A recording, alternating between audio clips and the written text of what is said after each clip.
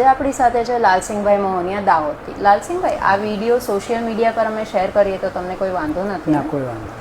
લાલસિંહભાઈના આશરે 2 વર્ષ પહેલાં બ્લોકેજીસ ડાયગ્નોસ થયા હતા અને એમને 3 સ્ટેન્ટ બેસાડેલા હતા. ત્યારબાદ 8 મહિના પછી એમને ફરી તકલીફ થતી હતી ને તપાસ કરાવી તો એ જ સ્ટેન્ટમાં બ્લોકેજીસ જોવા મળ્યા હતા.